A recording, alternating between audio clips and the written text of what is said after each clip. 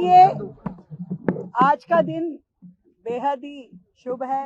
नवरात्रों का दूसरा दिन 300 नई ईवी बसेस दिल्ली के बेड़े में आज जोड़ी गई है। 6100 बसें आज की डेट में हो गई हैं, जो लगातार दिल्ली को गति देने वाली हैं। हमारा दिल्ली के साथ वायदा है कि पूरा का पूरा पब्लिक ट्रांसपोर्टेशन फ्लीट जो है हम इलेक्ट्रिक में कन्वर्ट करना चाहते हैं।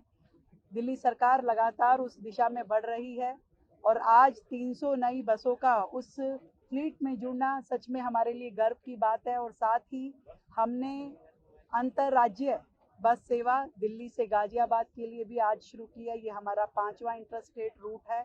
और एक डीटीसी ऑफिस जो यहाँ आज नया डीटीसी ऑफिस बनने का काम भी आज से यहाँ पे शिलान्यास उसका किया गया। हमारा पूरा प्रयास है कि हम दिल्ली परिवहन व्यवस्था को दुरुस्त करें, दिल्ली का जो ट्रांसपोर्ट इंफ्रास्ट्रक्चर है इसको बेहतर करें। हमारे बस डिपोज, हमारे बस अड्डे, हमारे यहाँ चार्जिंग स्टेशन का पूरा इंफ्रास्ट्रक्चर ये अपने आप में देश और दुनिया में सर्वोत्तम होना चाहिए। उसके लिए दिल्ली सरकार, हमारा परिवहन मंत्रालय काम कर रहा है। मेरी ओर से सबको ढेर सारी बधाई, शुभकामनाएं नवरात्रों की भी और दिल्ली को मिले इस उपहार के लिए। ईवी सब्सिडी दी गई है, आगे भी ऐसे ही कंटिन्यू रहेगी?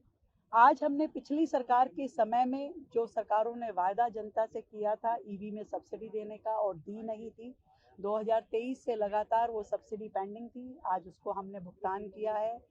2400 करोड़ रुपए जनता के खातों में हमने भेजे हैं ईवी सब्सिडी अकाउंट में। और ये पहले किसी भी तरह का कोई उसमें अकाउंटेबिलिटी नहीं थे, आधार लिंक्ड खाते नहीं थे। अब हमने जो पोर्टल बनाया है, व्यक्ति बहुत ही ट्रांसपेरेंट तरीके से अपना एनरोलमेंट वहाँ करा सकता है। सरकार सब्सिडी देगी और पूरी तरीके से ट्रांसपेरेंट होगा और बिना किसी देरी के दिल्ली के लोगों को ईवी खरीदने पे सब्सिडी मिलेगी। वो व्यक्ति जिसने कभी अपना कहा हुआ किया ना हो, जो आज भी दिल्ली की जनता का गुनहगार है। दिल्ली की जनता भर भर के उन्हें कोसती है और ये कहती है कि आपने कैसे दिल्ली बर्बाद करी। आज भी जिस कार्यक्रम में हम सब यहाँ इकट्ठे हुए हैं, उनके कही हुई ईवी सब्सिडी का भुगतान हमने किया। ऐसे लोग ना देश के हैं ना जनता के हैं। वो जानबूझ के पूरे समाज में पैनिक क्रिएट करना चाहते हैं। जब देश में विपरीत परिस्थिति हो, विकट समस्या हो, तो हर नागरिक का कर्तव्य बनता है एकजुट होकर के उस परेशानी से लड़े, उस स्थिति से बाहर निकल के आए। पर कुछ लोग केवल अपनी राजनीतिक रोटियां सेकते हैं और उस सिचुएशन का फायदा उठा करके ट्वीट खेलते हैं, वक्तव्य देते हैं, सरकारों पे लांछन लगाते हैं। परंतु आज जिस तरीके से देश शांति के माहौल में जी पा रहा है, वो केवल और केवल देश के प्रधानमंत्री आदरणीय नरेंद्र मोदी जी के कारण से, उनकी नीतियों के कारण से। ये एक बहुत छोटी समस्या है, बहुत जल्द भारत इसमें से निकल जाएगा।